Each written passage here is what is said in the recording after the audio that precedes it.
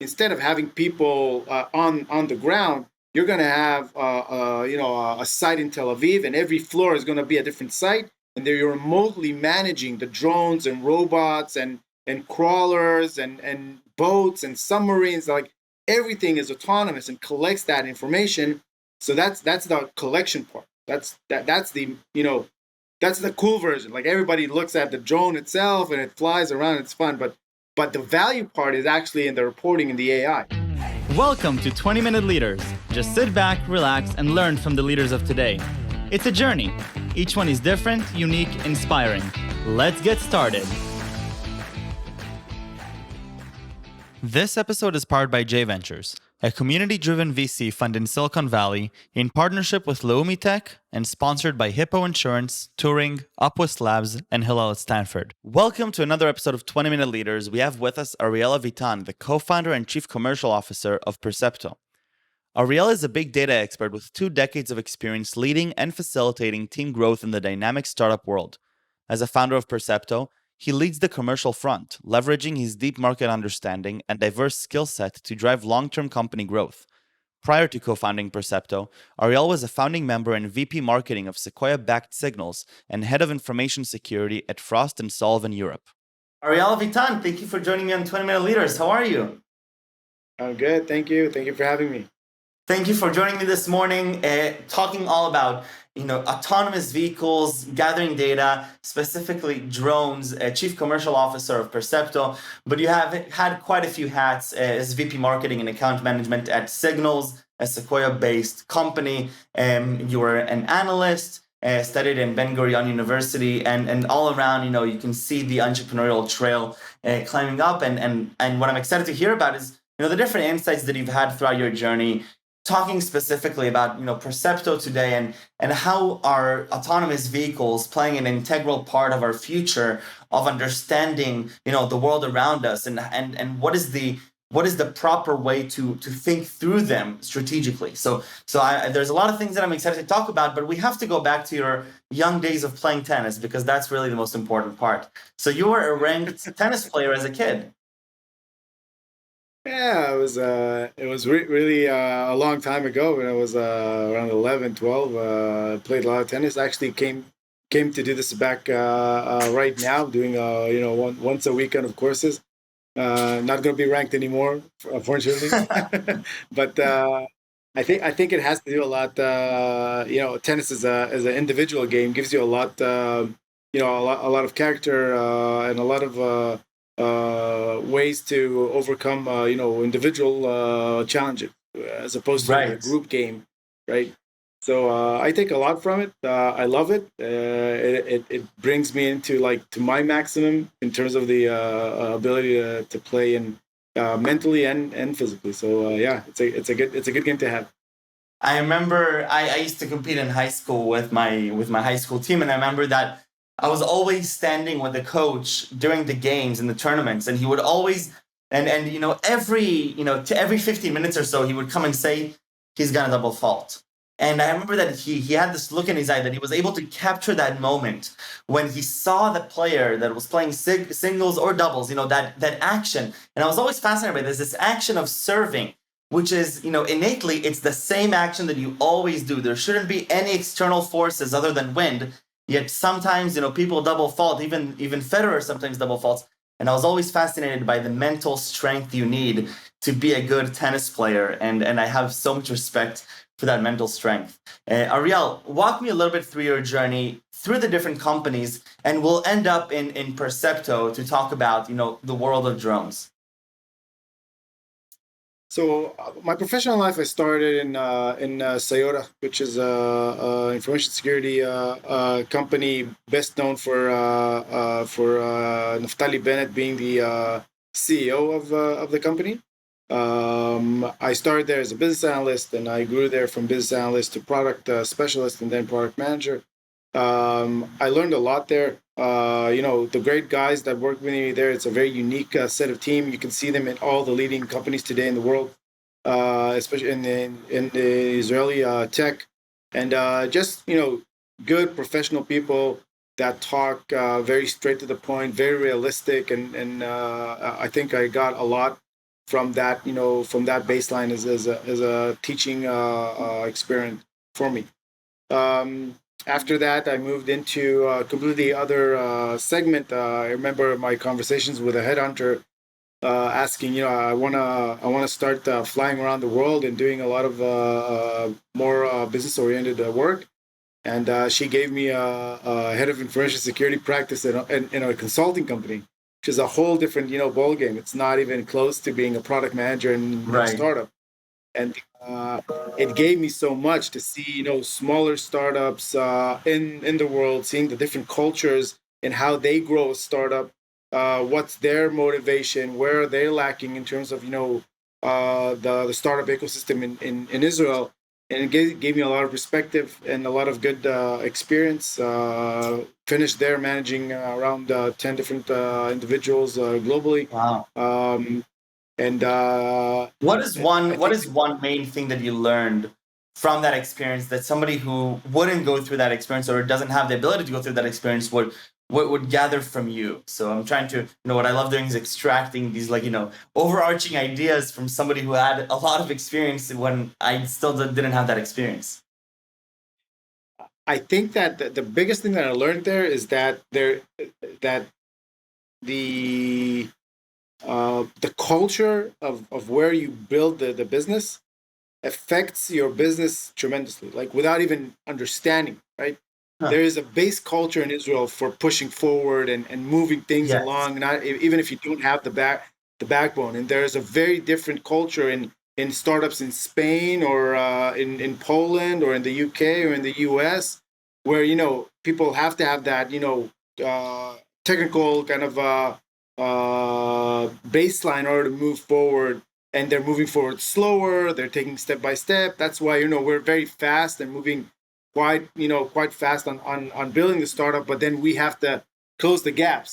While startups in the U.S. usually don't have that big of a gap because they're doing things much more gradual, but they're slower in moving forward. Just little taste that culture makes everything, like defines your company and how it will. Right. No, that makes a lot of sense. Okay, so you're finished with that experience, managing the 10 people. What's happened? What happens next? So I met the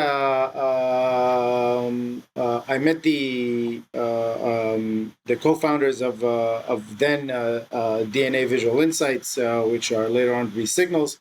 Very good friends, and then I joined them as the VP of marketing.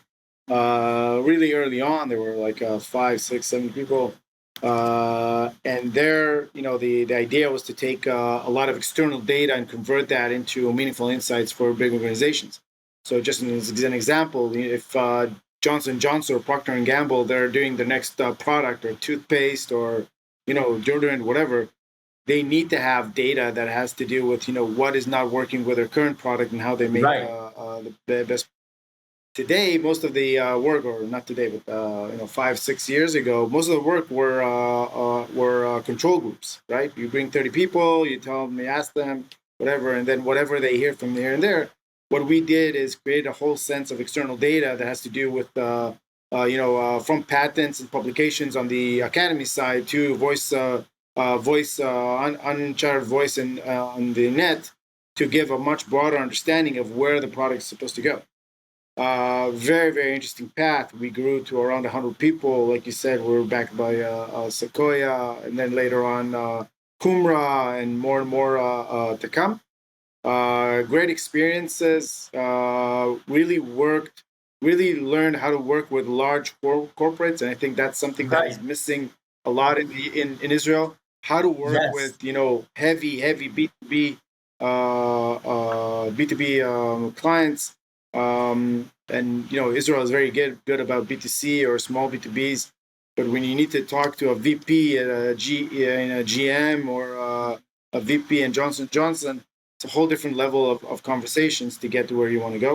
And that was a great learning curve and experience, and also the experience of building teams. How do you build a team that can execute, right, and move forward? And growing a company is a master of its own, which I was fortunate to learn at City. So what are some things that surprised you in this new world of talking to VPs at these Fortune 100, Fortune 500 companies, in the VP positions. What did you learn along the way that you're like, oh, interesting. Okay, I didn't realize it works quite like this. This is something that would probably have been useful to me and to many others that are starting their journey. Yeah. I'll sidetrack and come back. I mentor at the Zell program in the IDC.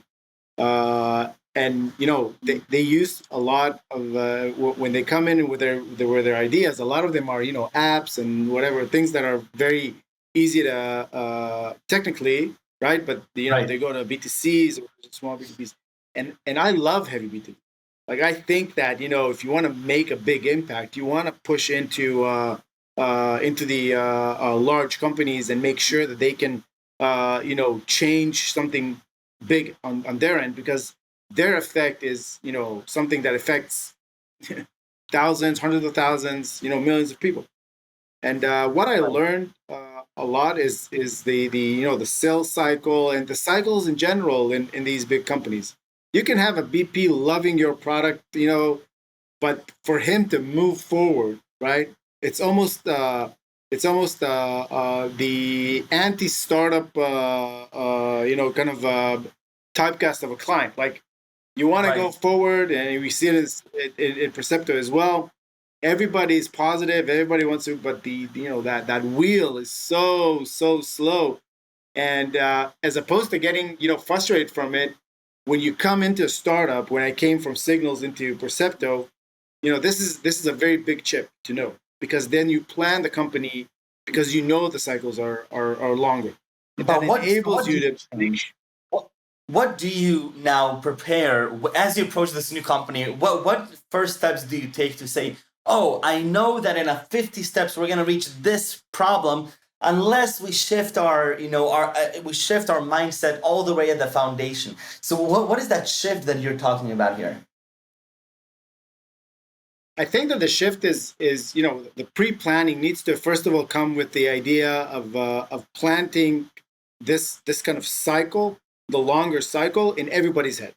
It's the investors that cannot, you can't see an MRR. You can't see like every month like a growing chain. When you look at large conglomerates, you're looking a year ahead, even 18 months ahead, but you have to set the expectations to make sure that everybody's aligned with it. Same goes for salespeople. Same goes for product people. Same goes for management. People need to know that the cycles are longer, but it's okay if you see the progress. You need to measure yourself on different elements and not only the spikes that you're meeting when you have a B2C or a light B2B solution.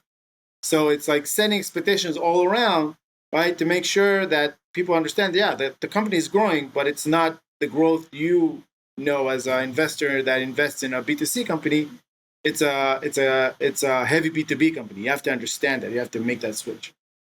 And I'm guessing that one of the other key differences is that we're used to, in our culture, at least I'm used to, sitting with friends in the coffee shop and talking about our ideas and then shaking hands, and in Israel, okay, now let's get started. The next day we have some partnership on the ground. But I'm guessing that in your role, both in your previous company, but also in Percepto, it's much slower. You have to really walk them hand in hand, and you really have to, to treat that as a long-term relationship that could take months until it reaches fruition and until something actually meaningful happens in actual work collaboration, right? I mean, that must be frustrating sometimes. I think again that when you grow up into the heavy B2B roles, like the frustration is not the word. Like you're that's the reality. This is where we're living, right? This is how we work, and I think that you hit a very good point. Is that no matter where he is in the rank, like the VP or C-level or director in these big companies, there's still the guys who need you to support them from A to Z. And I think that people think that we sell a product. We don't. Like, I sell a product, but companies look for the big companies look for overall services. They want to make sure that you're there when something goes wrong, because as a champion, they want to make sure that they always look good, right? They always look good. So we have to be there 24/7. We have to make sure that how can we support them. And Percepto, in my mind and in the mind of my teams, clients are number one interest in the company. We cannot have clients not happy, even if it costs us, and it's fine because these clients grow and they depend on you, right, to bring a right solution and an innovative solution that they can take over and then recommend it to their other products or other sites so they can use it as well. So clients is everything, and making sure that they get value. That's the baseline. They need to get value. You need to be in a positive attitude to make sure that the value is also portrayed, because you can be, I always say that you can go to an amazing restaurant, you'll never go there again because the service wasn't good, right? You can go to an okay restaurant and you'll go there every time because the service is amazing, right? Exactly. It's that link between the both product and service. Right. I think that what we're missing out sometimes on, the TechCrunch articles and the media is that it's all about the people. It's all about the relationships. Like, yes, sure, the companies are getting value from each other and there is a transaction that is involved. At the end of the day, it's, a few people that are, making a solid relationship with a lot of trust. And I can see that also, understanding the industry a little bit better. And I just love that idea that at the end, it is about that trust and you can't go around that. But Ariel, I want to hear a little bit more about Percepto. You're working on one of the things that I'm most excited about. You're working on autonomous vehicles and how drones can help, exponentially increment the way that we understand the world around us with collecting data. So tell me a little bit about Percepto, and that will fall nicely in place because at Percepto also you're in charge of a lot of these relationships that we were just talking about. Yeah, so Percepto is a company that started as an AI company for machine vision, and we wanted to create autonomous DJI drones, and then we moved from relying on DJIs to actually creating our own system for heavy industrial sites. So it's one of the first drones that are ruggedized, and you can put it on site, and it has a base station, and that enables an autonomous loop. So the drone flies around, collects data, does whatever it needs to do, comes back, charges, and then goes to another mission without needing someone on the ground. And fast forwarding, we're now 100 people. We're the most deployed drone-in-a-box system in the world. We have systems, in 10 different countries. And what we learned from the last 2 years is that there's a bigger stream above us, and that bigger stream is remote operations. So think about 5-7 years from now, you're going to have power plants and oil and gas refineries and mining companies that are going to have 10 people instead of 3,000 on site. Wow. Because robots are going to do everything.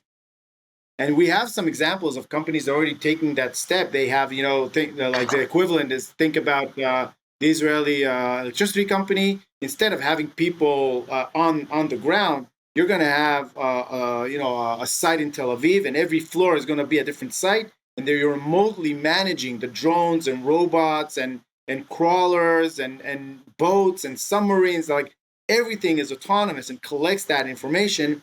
So that's the collection part. That's the cool version. Like, everybody looks at the drone itself and it flies around. It's fun, but the value part is actually in the reporting and the AI. So very deep AI technology that enables to look at anomaly detection, change detection, alerting, leaks, fires, whatever. All of that comes together to reduce the overall cost of maintaining a site like this, reduce the risk to people on site because these are hazardous locations, and increase the efficiency of these sites. And that's what we do today. So we moved that transition from join a box to remotely operating robots in order to convert that into meaningful insights. Right, and I think that this is something that, while it's incredible and it's it's undeniably the world. It's so much undeniably the future, because we see it in cartoons all the way from 1950s that people are expecting this to be our future, right? I mean, the idea of robots doing these hazardous tasks in these unsafe environments. That's not a new thing. What is new is that it's actually happening in reality, and it's actually happening in our world. But what I really want to ask you, Ariel, is why is this the best time for this? Why is it not 10 years ago or in 10 years? Why you've been working on this for more than 5 years. We're 2021 now. Why is now the best time for you guys to run this company? So I think that the answer is derived. There's, first of all, the fact that you can only do what we're doing when robotics gets to a place where it's cheap enough to use, right? And the technology there is ripe enough to start using it on a commercial base. Like we can see a lot of drones from or companies that create robots from 1990 or whatever, but it's not a commercialized system and it costs millions. Right. When you go into the lower numbers, now it makes sense to use it. And I think that companies, we talked about, the cycles the companies go, companies need to, this is a transformation, right? These are, you can see more and more, for example, big companies, their innovation center is becoming from, a small group of 10 people to a business unit as part of the business unit, because they need to, increase their ability to transform and change. They understand what's going on and they need to do that shift. And we're riding on that shift as as an enabler, right, to make that happen. Right. And I think that the time is not now. Like it's going to happen in a couple of years, but you have to create the system now, the technology, in order for them to adopt it when they're ready to adopt.